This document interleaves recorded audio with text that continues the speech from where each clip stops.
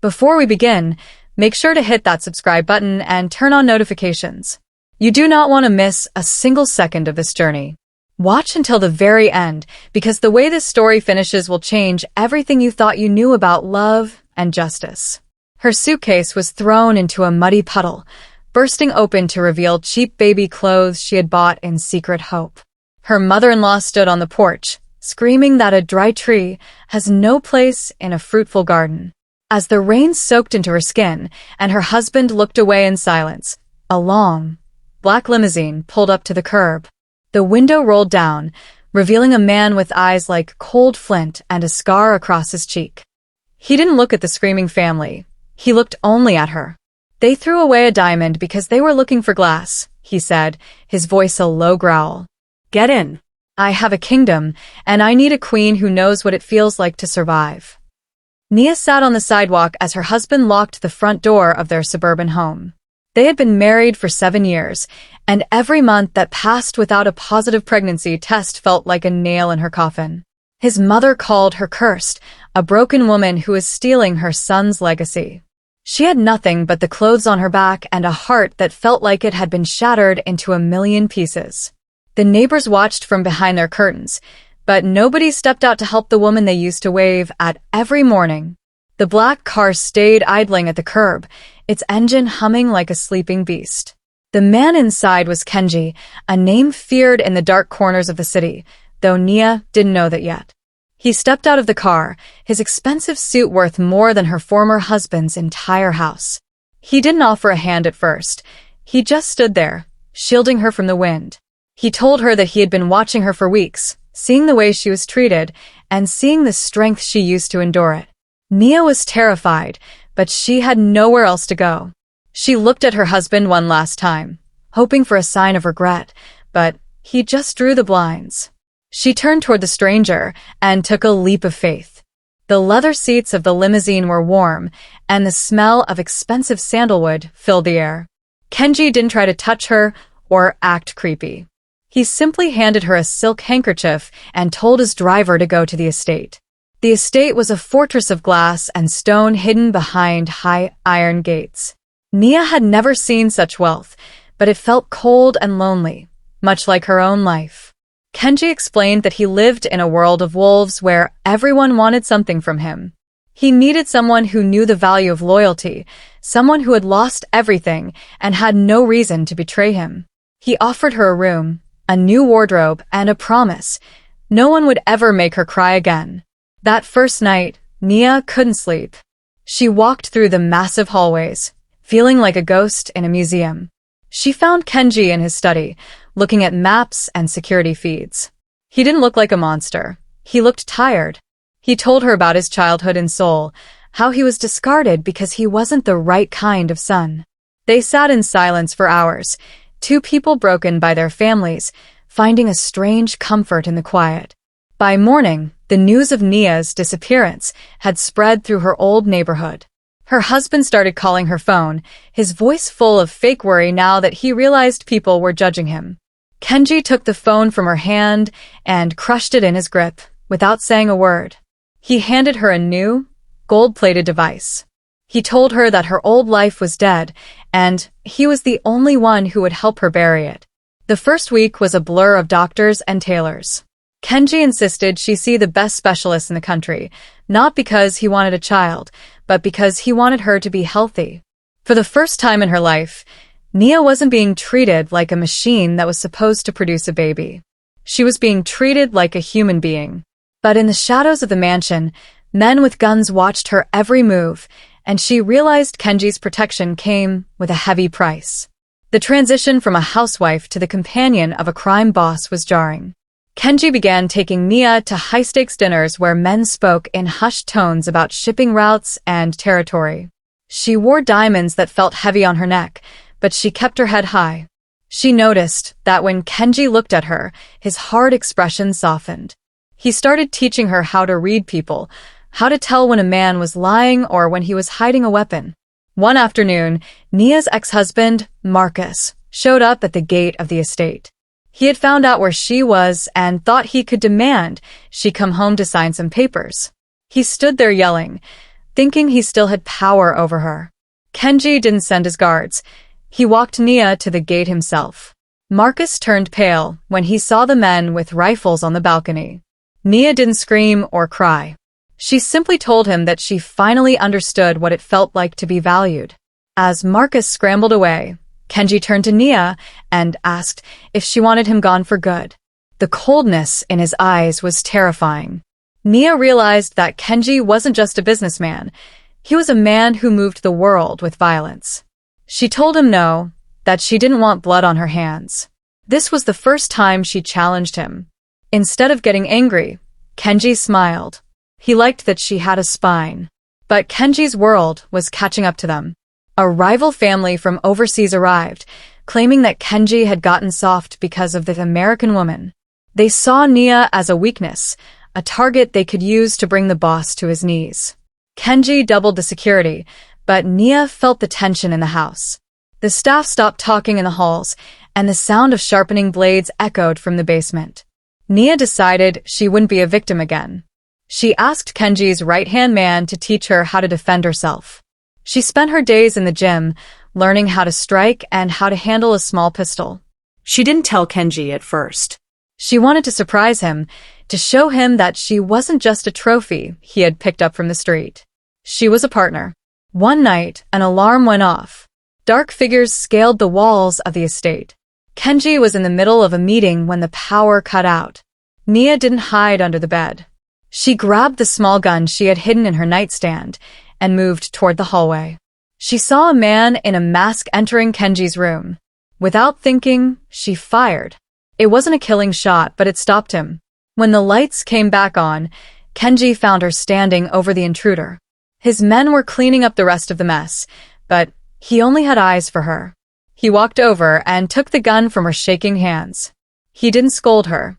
He kissed her forehead and whispered that she was the bravest person he had ever met. From that moment on, they weren't just a boss and a runaway. They were a team.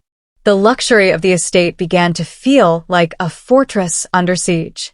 Kenji spent more time in the basement command center, and Nia spent more time studying the ledgers of his legitimate businesses. She discovered that while he was a man of violence, he was also a man of deep charity, secretly funding orphanages across Southeast Asia. This discovery softened her heart toward him, even as the world around them grew colder and more dangerous. One afternoon, the specialist Kenji had hired called Nia into his private clinic with a look of pure confusion on his face. He showed her the results of her latest blood work, pointing to chemical traces that shouldn't have been there. It wasn't that Nia was born barren. She had been systematically poisoned with small doses of a herbal suppressant for years. The realization hit her like a physical blow. Her mother-in-law had been putting it in her daily tea since the wedding. Nia sat in the sterile white office, tears of rage finally breaking through her calm exterior. She wasn't broken. She had been sabotaged by the people who claimed to be her family. When Kenji walked in and saw her crying, the air in the room seemed to drop 20 degrees. He didn't ask what was wrong. He simply read the report over her shoulder, his knuckles turning white as he gripped the paper. Without a word, Kenji picked up his phone and made a single call to his security team. He didn't scream or break things. His anger was a silent, suffocating force that filled the entire wing of the house. He told Nia to stay in the estate and that he would handle the trash that had discarded her. For the first time, Nia saw the true face of the mafia boss, and it terrified her more than the assassins had. Nia grabbed his arm before he could leave, her eyes pleading for him not to become a murderer for her sake. She told him that she wanted to face them herself, to see the look on their faces when they realized she knew the truth. Kenji hesitated, his protective instincts warring with his respect for her strength. Finally, he nodded, signaling his men to pull the cars around for a visit to her old neighborhood. The black SUV pulled up to the modest suburban house where Marcus lived with his mother. The older woman was on the porch, bragging to a neighbor about how she had finally gotten rid of her useless daughter-in-law. When Nia stepped out of the armored car, draped in silk and surrounded by men in dark suits, the neighborhood went silent. Nia walked up the driveway, her heels clicking on the pavement like a countdown. She didn't slap the woman or scream.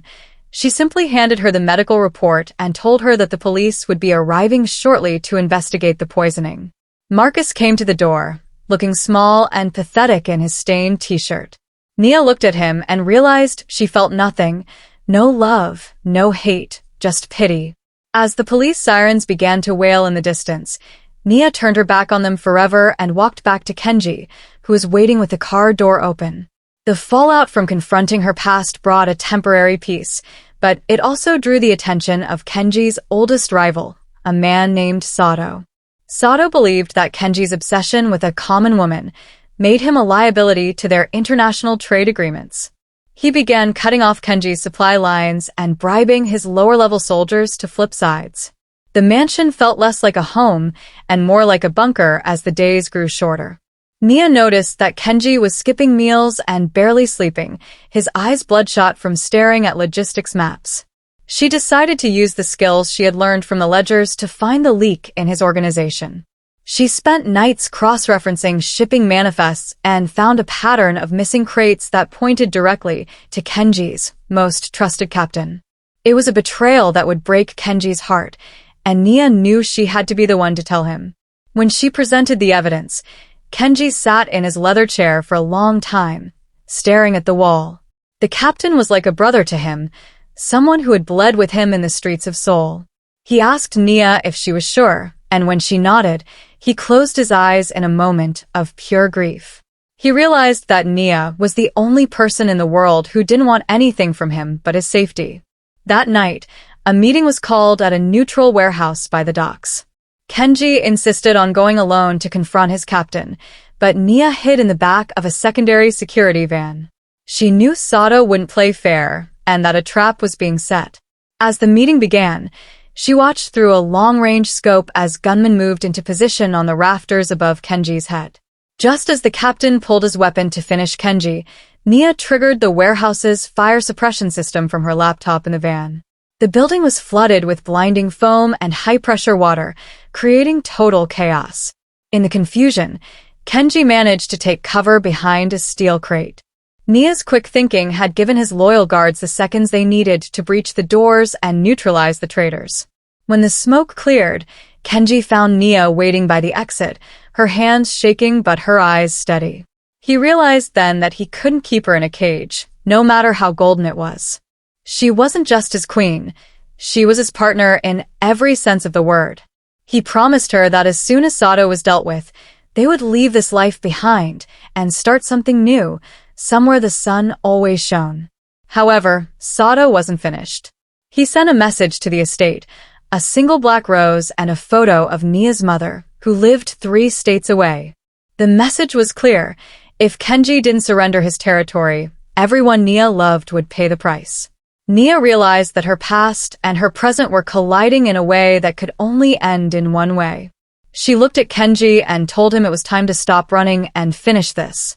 The final showdown didn't happen in a dark alley, but at a high society gala where Sato felt untouchable. Nia wore a dress of shimmering gold, looking every bit the royal Kenji claimed she was. They walked into the room hand in hand, the crowd parting like the Red Sea. Sato sat at the head table, smug and confident, surrounded by his own private security force. He didn't expect Nia to walk straight up to him. Nia didn't use a gun. She used the information she had gathered.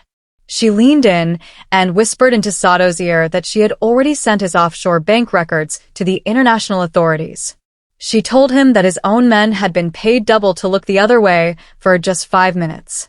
Sato's face turned pale as he realized he had underestimated the woman who had once been thrown out like trash. As the authorities moved in to arrest Sato for money laundering and human trafficking, Kenji led Nia out onto the balcony. The city lights twinkled below them, and for the first time in years, the air felt clean. Kenji reached into his pocket and pulled out a ring, not of diamonds, but of simple, hammered gold, a symbol of a life built on something stronger than wealth. He asked her to build a real family with him, away from the shadows. 6 months later, the estate was sold, and the mafia lifestyle was a memory. They moved to a quiet coastal town where no one knew their names or their pasts. Nia opened a small clinic to help women who had been through domestic struggles, using Kenji's vast resources for good. They lived simply, walking on the beach at sunset and eating dinner on a porch that smelled of salt and jasmine. One morning, Nia woke up feeling a strange, familiar dizziness. She didn't want to get her hopes up, but the doctor's words about her body healing itself after the poisoning echoed in her mind. She took a test in the quiet of the bathroom, her heart hammering against her ribs.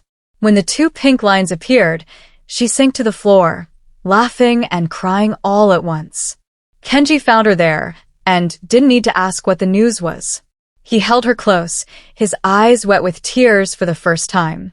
The man who had once been a king of shadows was now just a man about to become a father. He realized that his greatest victory wasn't conquering his enemies, but finding the woman who had the strength to survive the rain and the grace to forgive the storm. As they sat on their porch, watching the waves, Nia looked at her reflection in the glass door. She wasn't the broken, barren woman who had been kicked to the curb. She was a survivor, a mother and a queen. She reached out and took Kenji's hand, knowing that whatever challenges came next, they would face them together. The sun set over the ocean, painting the sky in colors of gold and hope.